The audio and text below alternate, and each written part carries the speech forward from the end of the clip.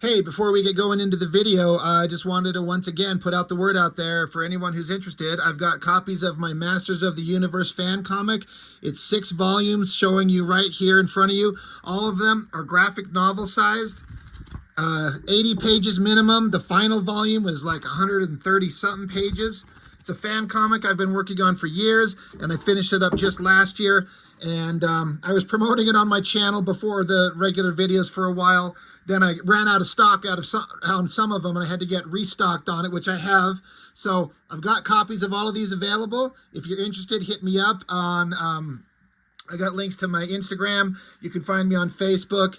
You can pick these up and I can just mail them out to you. In addition, I've got a few copies left of a sketchbook I printed up about 2 years ago. I got a couple copies of this left. Just a bunch of female figure drawings, sketchbook stuff there. In addition to that, I have copies of this Ghost Agents book, of which is a kind of an anthology book with a bunch of different stories from a bunch of different artists in here. And I was lucky enough to get allowed to have a short story printed in it, and I did not bookmark it. So as I sit here trying to flip to it, God, I already probably passed it. This is just shit planning on my part. Where the hell is it? There we go. Jesus. Right here, it's printed on beautiful newsprint where the coloring just reproduces just an entirely different way than modern glossy comics. So I have copies of these. I was actually getting really low, but the Ghost Agents guys reprinted my art in a new book, and as compensation, they sent me a whole bunch of more copies of it. So I have copies of this available. There's also a backup story with some material based on the Metropolis movie. I'm sure you're all aware of that. You've seen that. There's material in here. It's all beautiful work.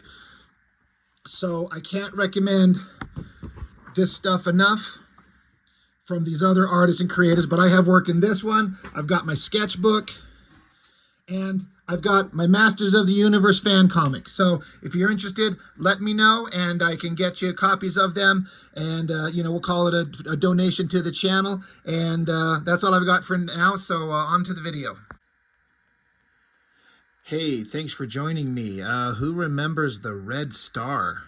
Anybody remember this comic book from like 26 years ago?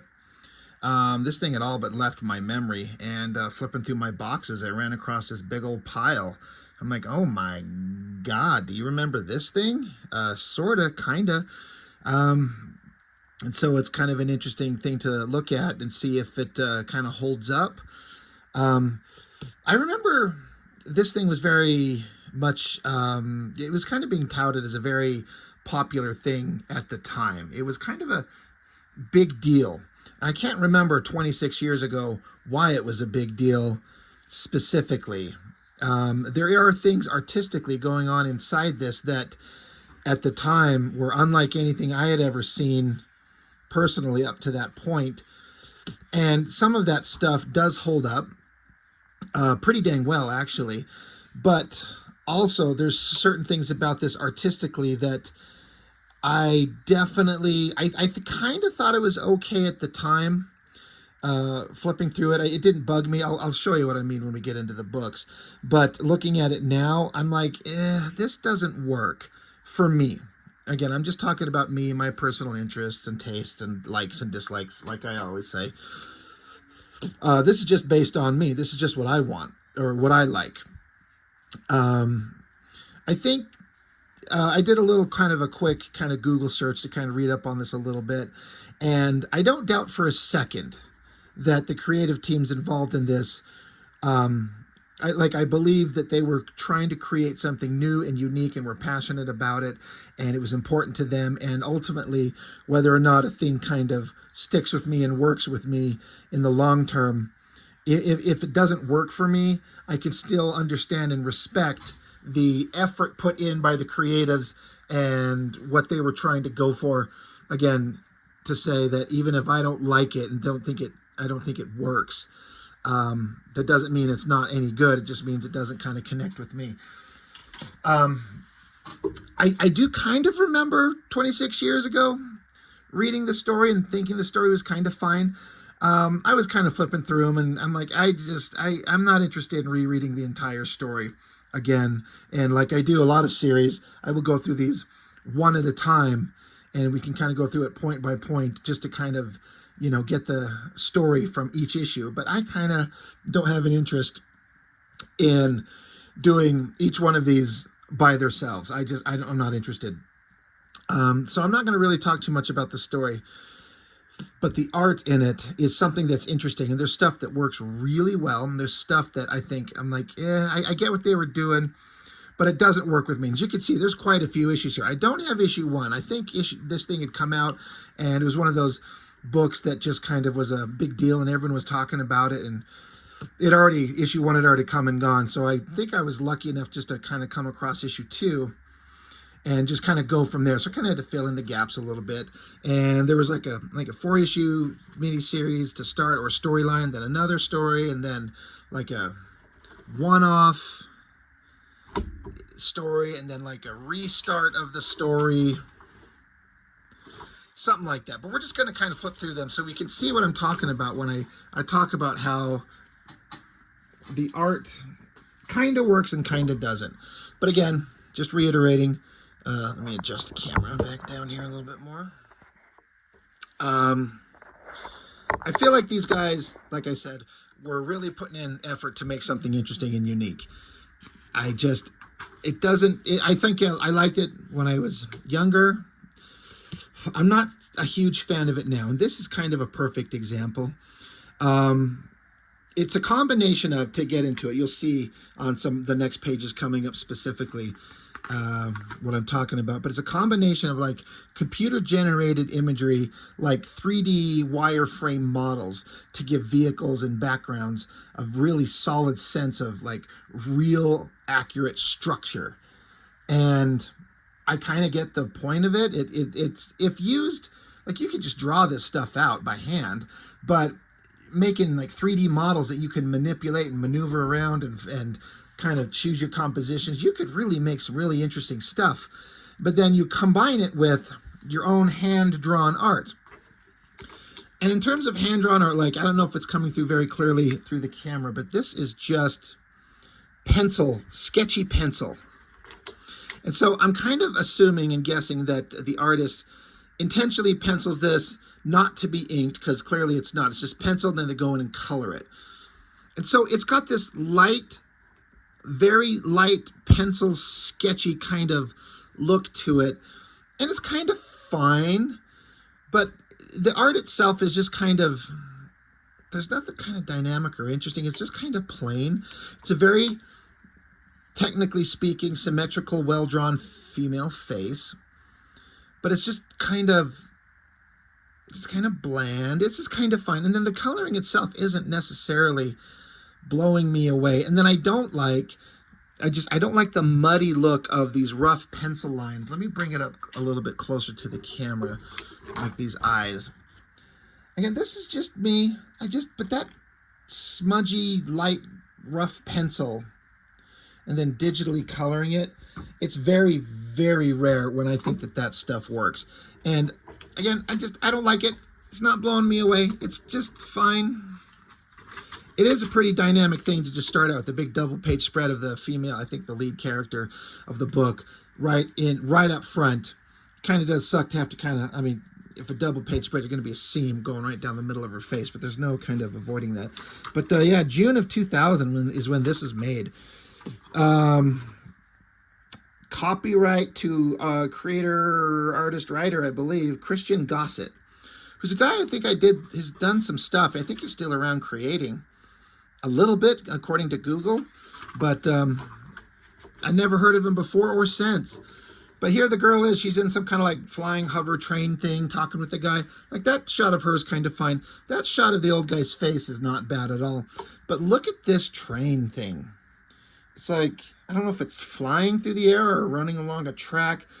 I kind of don't care. It's set in like a fictional alternate future where it's like a magic and technology combined fictional world. So the three-dimensional, like the 3D models of this thing really work. It's got a really solid structure to it. And in a way, that was the stuff that interested me the most. I thought that was really interesting. That instantly caught me and went, wow, I've never seen anything like that. And I'm not usually a big fan of computer generated stuff in comics. I like things that are hand drawn. But for some reason, some way, this stuff worked. So here's a big interior double page spread, kind of a cinematic thing. Like we're on a train, we're traveling, and then we get a big like image that's not really necessarily connected to the story that we were just seeing. In terms of the artist and his work, I think that the actual drawings in this thing are pretty damn good. I don't like the coloring. Again, it looks like it's just pencil and then colored over. And it's interesting. I'm sitting here, I'm looking at, as I'm sitting here recording, I'm looking at my camera here at the screen, what I can see on the screen versus what my eyes see physically on the paper. And on the screen, this coloring is much brighter than in person. And there's no way I can kind of demonstrate that, but this highlight here and the coloring here, looking at it on the screen of my phone, it's much brighter than looking at it physically in the comic. So through the screen, it actually looks better than it does in person. But again, this is just pencil line work. I personally think it would look so much better inked to give it a very hard, defined, sharp look. And again, the coloring is just kind of muddy. It's interesting and it's not bad, but I don't love it. I think this shot of that guy is pretty awesome. The staff coming forward is very dynamic. The folds in the cloth swirling around, really neat. Like that is pretty dynamic and it's pretty cinematic to flip open and get to this thing. It's kind of hard to read the red star behind it, but if you know the book title, you get it instantly. But it's covering up a lot of imagery. So it's kind of a combination of, it looks pretty good, but it's not my favorite. There's things that I feel like would make it look a little bit better. And kind of more of the same. The drawings themselves are pretty solid, great tech, pretty solid action. There's kind of this, my least favorite thing in the world is like this intentional fucking blurry effect. It's funny, it seemed to be coming up in a lot of comics recently, where, you know, they intentionally add this blurry effect to kind of give a cinematic like vibe, feel to the drawings. And I don't like it. But I like the big blades coming forward here. This is all kind of neat. It's not bad at all. I like stuff inked. Again, very dynamic, cinematic stuff. I mean, I don't know what other term to use besides muddy. I don't know if that comes through. Let me bring this guy's shot up here. It's not clear. It's fuzzy. It's kind of just, there's no clarity to it. And you could say that that's an intentional thing, and maybe it is an intentional thing. Just, I don't like it. But the shot is pretty dynamic. The guy rearing up his weapon, stabbing through his enemy opponent here. Big screamy close-up on the face. That's our favorite thing. So, again, this might be something you might be looking at and going, it looks fine to me, bro. It's fine to me. I get it. Not my fave. Now, here's where, so all that imagery before as a kid reading, that was a kid. I mean, I was a freaking adult, graduated high school in 95 and this is 2000, but you know what I mean. It feels like I was a child considering it's that long ago. That other stuff looked kind of good, but this stuff, these giant flying like 3 mile long, I forget what the name of these machines are. They'll mention it somewhere, but it's kind of like these just giant massive machines floating through the sky, rendered in this wire model framework stuff. And this one here, like this is like the close-up front of the vehicles, like this little triangular port here. It looks like that's what that is there. It opens up and then drops smaller little triangular shaped vehicles. It's really kind of neat. I've said this before in a lot of my stuff that I'm a big fan of vehicles, whether it's real vehicles like, especially in like pop culture, movies, TV shows, like the Dukes of Hazzard or the DeLorean or the Knight Rider or the Batmobile or anything cool like that. And also science fiction, spaceships, Star Trek, Star Wars. And to me, if the artist is just drawing it by hand and it's not exactly precise, to me it kind of kills it. Like a kind of a wonky, rubbery looking Enterprise just fucking kills it for me. It just ruins the imagery. So these things being giant, perfect machines that you could get zoomed right in real close, get the detail on them, and the perspective is always accurate on the vehicles. I love it. This stuff kind of works. And when I say kind of, I mean, as compared to like, I'm kind of like waffling back and forth on the sketchy pencil colored art on the pages before. This stuff, this really neat. I really kind of dig it. But then we kind of jump back to this just kind of okay drawn face and hands. Like, it's kind of okay. Not a fan of, it's like computer generated, like as the vehicles kind of slam down. Like, I get what they're doing. They hit the ground, poof, bunch of dirt kind of poofs up. That's kind of neat, but can I just draw the thing? But this is their whole point of these things, to do something different. So now we get more awesome vehicles. Like, look at these tanks coming out. They look fantastic. Absolutely love, especially, and then the compositional choices of the artist. I might be kind of like softish on his art in this kind of imagery, but his compositional choices on these things. And I wonder if he chose, like, I wonder if the artist sketched out and told the 3D artists where to put everything. He's like, okay, I'm going to put a shot up here, girls kind of small up here, big tank here, and they're going to put one here and here and here and here and here, and then have them kind of follow that. I'm kind of going to assume so. Great looking tanks. That's just pretty awesome. Like, I'm into it. The shot of the girl's face is okay, but then again, this shot of the tanks shooting their missiles, just launching up and hitting and exploding. I've seen some computer-generated art and comics before that I did not like, but this stuff kind of just works. This is kind of shockingly interesting for this world that they've created. So that stuff looks, it borders on almost real looking. And then there's mystical, magical elements, or some kind of like ghost-like creature with this big staff that we're going to get into later. I'm looking at this shot, and it took me a minute looking at it to understand what I'm seeing. I'm like, I don't get, what am I? And they're like, okay, it's like a head, but it's like a humanoid, ghostly apparition figure, but it has no face, I guess. So there's this battle going on. There's this ghostly figure, whatever it is. And then, again, every page is kind of like a cinematic super shot. And I appreciate that. The coloring, this stuff I'm kind of digging. It's kind of like this almost gamma ray, X-ray kind of shot on these guys. Not sure why they're doing it, but I kind of like it. Kind of works. That's not a bad shot on the girl's face there. That's working. But then this ghostly creature, whatever it does, it fired like just this single magical creature is able to blast the giant vehicles from the sky, just blowing holes in them. So now you get to blow up your 3D models. That's pretty dynamic stuff in its own way. It's kind of cool. So that's issue 2. I mean, it's the first issue of mine that I got. Like I said, I missed issue 1, but I remember looking at that at the time and going, wow, that's something. That's something new, something different. I was kind of into it.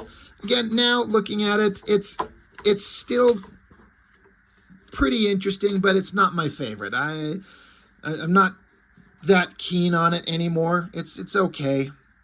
Again, this is a little bit hard to see. It's that one of those giant vehicles like falling from the sky, going to crash. More big dramatic double page spread imagery with just this light sketchy pencil face. I'm not digging it. I don't like, it's kind of a fine-ish face, but I don't feel like it's drawn that well. It's not terrible. It's just fine. But this doesn't work for me as much with the giant things falling from the sky and then that sketchy face. It's all right, but again, very cinematic, very movie-like. It's kind of more of the same. Now the vehicles are crashed on the ground. They're burning. Everyone's kind of running. It's not much going on in terms of like comic book panel by panel storytelling. It gets a little bit into it. It's just like a bunch of big images. And that's kind of a fine way to tell a story. I say that as we get to a point where suddenly there's multiple panels on the page for once as we're now telling a story. But again, just really, like, if you could, these are very lightly drawn, rough pencil sketches of these figures, and I feel like there's could be more effort put into it. Not my favorite. Again, the giant machine burning in the background. The coloring for me waffles back and forth from being kind of cool to not working at all. This is all kind of fine. There is one of these issues coming up where that ghostly creature from the last issue we just looked at ends up in some kind of battle with someone else, and it's pretty well done. Again, I'm not digging this lightly sketched stuff. The action and the movement are all kind of fine. The storytelling's kind of fine, but it's kind of reminiscent of those horrible Joe Madureira Ultimates Volume 3 books where he just penciled them and then they went straight to colors. And besides the story being just atrocious garbage, Joe Mad's art, while it both looks simultaneously fantastic because of his figure work and his storytelling, but that ugly, muddy penciling and then coloring doesn't work. Did not work for me at all. This shot's a little bit more interesting. I like it's a pretty well-defined guy. Nice close-up on the face and the eyes. This stuff I kind of dig. I also like the shot of the eyes. And again, this ghostly apparition imagery kind of coming out of the wind. That's really cool. So these pages are working better for me. Oh, got to flip it over. And just more symbolism. Things burning, people, ghostly images fighting. The guy staring off, having weird spiritual moments. And then, yeah, more of like seeing, I don't know, images of something else has happened in another time, another place. But out of the water comes this like super bad guy thing. Like it's just a very ominous, big blocky head, giant chains, cloak. I mean, this is pretty intimidating, pretty scary for the visual imagery. Like, okay, it's working. And then, so there's our heroic guy. I like how they've got the weapon, like it's some kind of like it just kind of hovers off their arm to kind of make it a fantastical, magical kind of concept. I really dig it. And then that's a great shot. Very scary. Like how he kind of rears back and throws the weapon. And this guy reaches forward. And I like how this, whatever this monster is, again, you can't see its face, kind of like a cloak, chains hanging off it. But its hand is this robotic metal gauntlet. Not a gauntlet, but like just a big robotic hand. That was not what I was expecting. You don't expect like a creature like this. You expect it to be like rotting flesh or something kind of cliche like that. But to have this robotic hand, like that's awesome. Like, and you've got it here on the cover. That's pretty neat. So the design of this thing and the cinematic nature of everything, this is where, again, I've said where the art is going back and forth from working really well here and in other places where I'm like, that's not working for me. Guy throws his weapon and he just doesn't even look like he does like grabs it with the force or something like that, just stops it, and as he crushes his hand, closes his hand, it crushes the weapon. Pretty dynamic, very interesting. And then this is some imagery that I was like, this is kind of neat. The guy falls to the ground, the big mysterious bad guy, I'm guessing with the robotic arms, got a giant, a sickle weapon of some type. You can see obviously the use of the 3D generated imagery to give it a wireframe to be very structurally exacting. And I like this shot as he just pulls the weapon up. And then this shot, it gets kind of hazy and muddy here, but you can kind of see these little weird rectangular shapes to indicate the little mechanical components of his hand, and then just swiping down as if to give the killing stroke to the guy. So this is all kind of interesting. And then that shot right there, this one kind of, I'm digging. A ghostly sword intervenes and stops this big curved weapon from coming down. That's really interesting imagery right there. Even if you don't know what it is, that's really kind of cool looking. So guy was going to get killed, and now ghostly imagery of whatever, like flames in her heart. This is the world's biggest sword. And then again, the weapon has been deflected to protect the guy. That is all pretty well done in its own way. I was like, wow, they're really doing something unique. Again, that's my thoughts when I was reading this for the first time, more than 2 decades ago. Of course, they have, you know, we all remember that time that Russian submarine, the Kursk, went down in 2000. So, of course, these guys that are kind of having a kind of Russian-based story, you know, of course, they would address that. Pretty cool. Pretty cool. So, yeah, that's issue 3. Let's look at what interesting stuff maybe is going on in issue 4.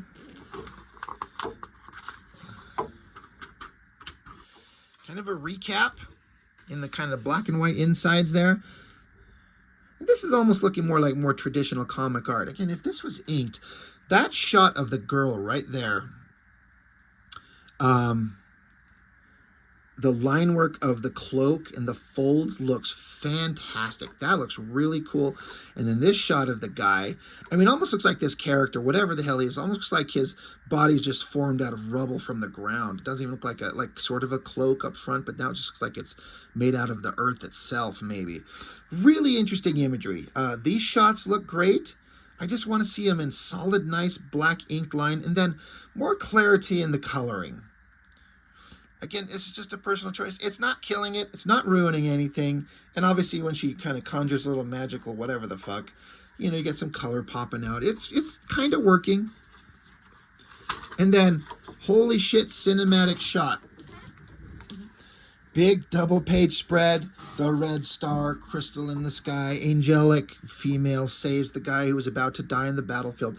This artist does amazing textures with the folds in the clothes. I got to give him that for sure. And the compositional choice in that shot is pretty epic. Looks really amazing. Big bad guy. Just kind of silently standing there. I love his little robotic hand. Looks really cool. And then here's the giant machine itself, just burning, blown from the sky, and just burning right there. And then again, this silhouette shot of the creature, the cloak, the curved hooked weapon, the chains kind of piling off of him. It's pretty impressive imagery. And then there's some elements where it gets a little bit like, I'm like, I guess the bad guy's taking wreckage of the vehicle and flinging it at the angelic girl who deflects it with her sword. That's pretty cool. More great folds in the outfit blowing in the wind. So this battle between the girl and the monster is all pretty epic. It's working pretty dang well. Looks like they go inside the burning vehicle itself, and so just kind of back and forth with the fighting. There's some parts where it's a little bordering on unclear. Kind of unclear. I guess he backhands her there. It's a little muddy. You know, it could be just sharper. I don't like having things up close in our face and have it being kind of out of focus and kind of hazy. Like, I want clarity. So, yeah, I don't know. I guess he ascends up to the heavens or something like that, or he gets pulled away. I don't know. Like I said, I didn't go out of my way to reread this thing. In terms of dynamic imagery, that shot, I mean, there's like shades of Michael Turner I see in this art. And again, his pencil work, he's doing some nice thick lines to kind of give it line weights and stuff like that through here. The great, big, huge, dynamic sword. I love how she's like a ghost, again, where you can see through her. This shot is a great use of the double-page spread. I like the color going on. That shot of her, like, that works. Like the gray on her face, the red cloak, the white eyes, kind of works. It's really kind of neat. The roses coming out of, like, from inside the cloak. It's pretty awesome.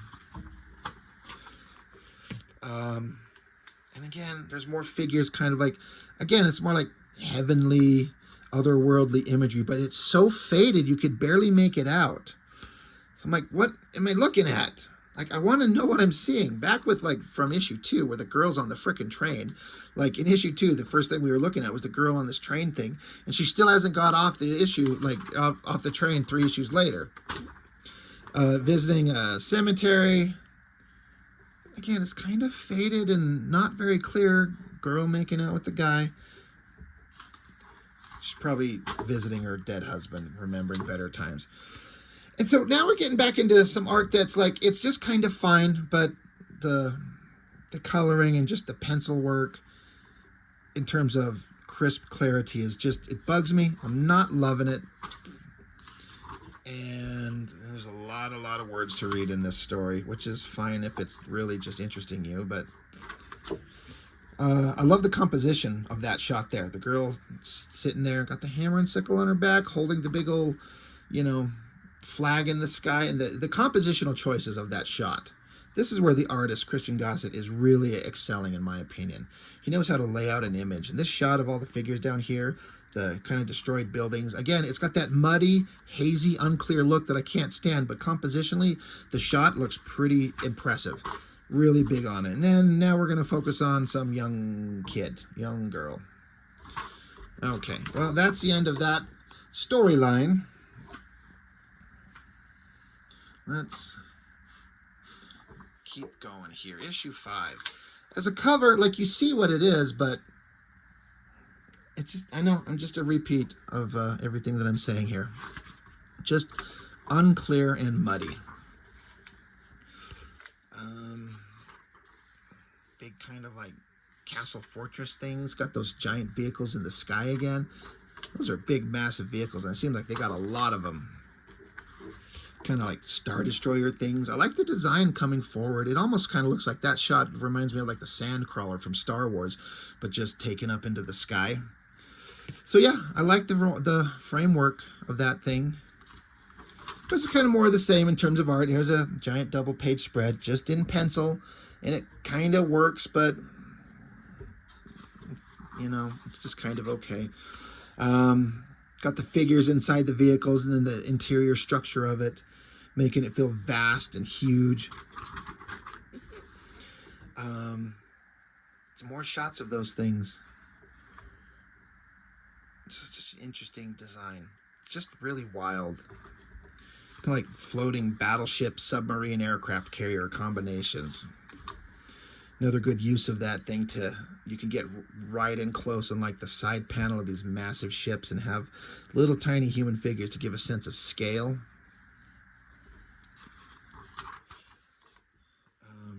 Yeah, more of those things. I love the kind of the engines. These kind of little, it doesn't look like rockets blasting. It's like these just glowing red hot burning heat elements or something like that. Like you understand it as the engine of the thing pushing it. It also reminds me of the Galactica, specifically the Reimagined series, which is the best one by far. They kind of remind me in a small way of the Battlestars, the Galactica. But again, it's just more of the same. You know, again, I'm not talking about the story here.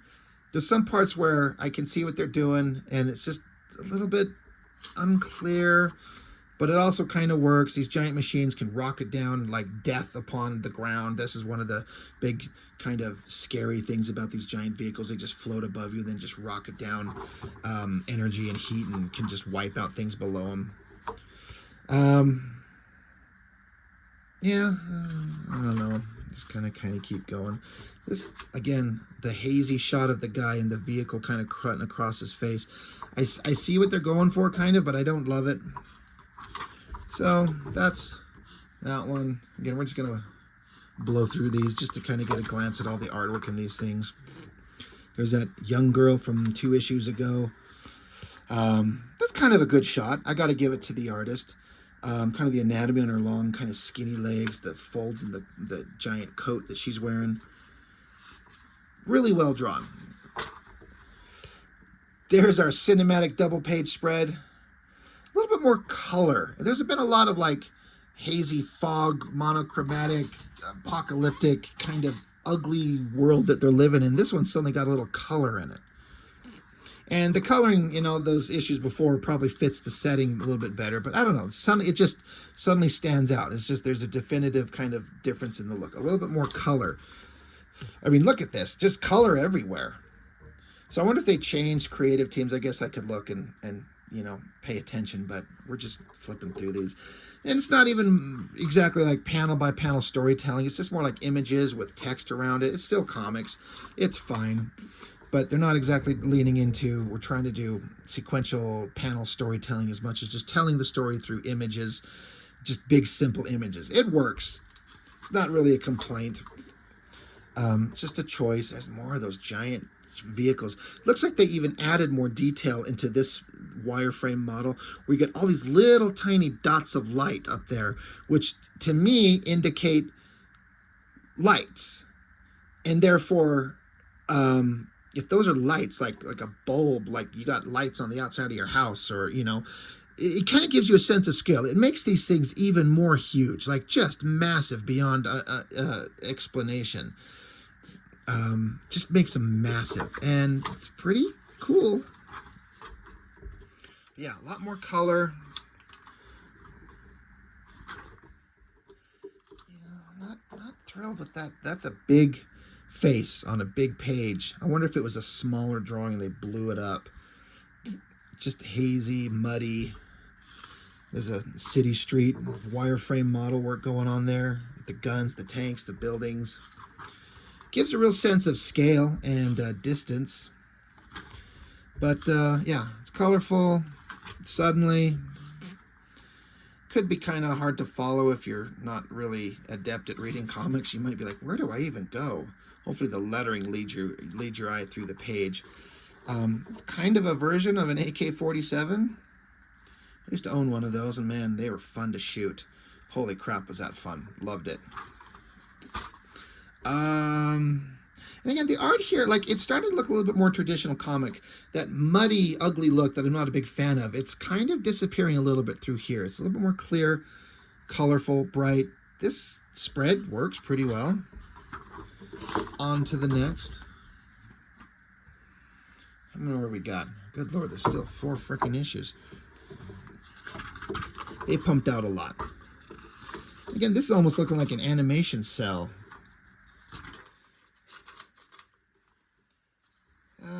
Yeah. I kind of hard, like, it's exciting and it's colorful and it's energetic, but I don't know what we're looking at. That's, you know, again, pretty dynamic. Got that blurring effect around the sides. Not a huge fan of it, but it works. Side shot.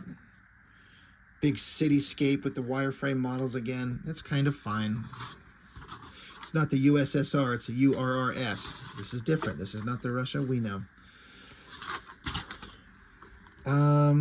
Pretty good city shot.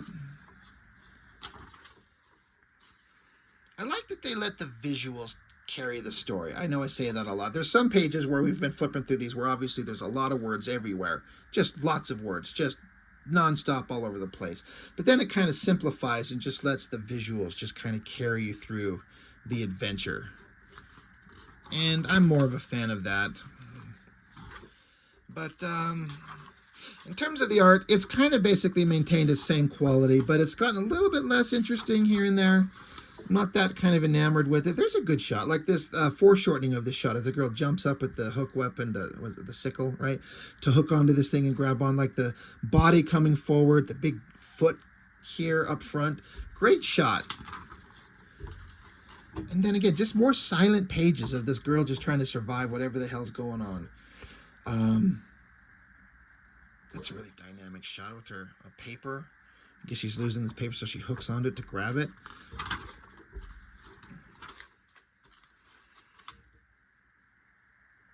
And these background city shots. Again, more color. Just so much more colorful. So that was issue 7. This is issue 7.5. So I guess that's the thing that we're doing. They decided to put an issue in between. We don't want to jump to issue 8. We're going to go to 7.5. Again, this blurry shot, like out of focus. It's a cinematic thing. I get it, to make the guy in the background stand out. I get it. Don't like it.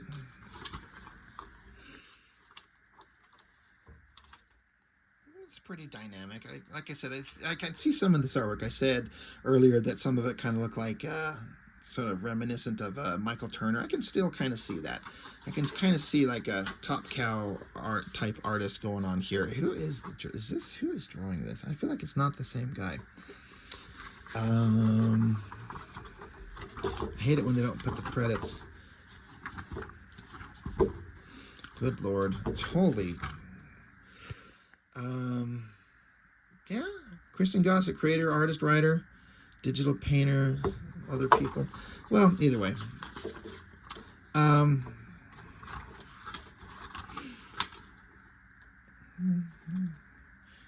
It's kind of, I think the upper part works better than the lower part. Yeah, again, I was starting to get uninterested. Okay, now we're on issue 8. More of that muddy, ugly kind of penciling and the coloring on top of it. Not a fan of. Like, as far as like this last issue also had that. I'm just kind of blasting these. This is going on way too long. But like, look at how much is going on. It's so busy. Big words, lots of text, little things going. Like, again, they're trying to keep people up to date with what's going on, but there's just too much. The font size is way too small. There's too much to read, too many characters, too many things. But again, I get that they want to like keep you up to date with what's with God, I can't speak. Hard words are hard. They want to keep you up to date with what's going on so you understand and you can follow, but I don't know. This is all kind of, again, it's just kind of fine.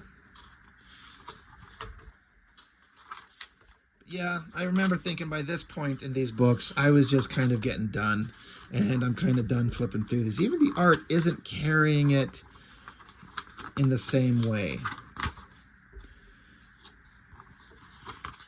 But I want to reiterate, I want to just make sure I say again that I can recognize the skill that they have. Absolutely. These guys are good at what they're doing. You know, and again, I can see the effort that they're putting into this to make something unique and different, and the passion is there. I just was kind of done with it by this point. And then eventually they just ceased publication.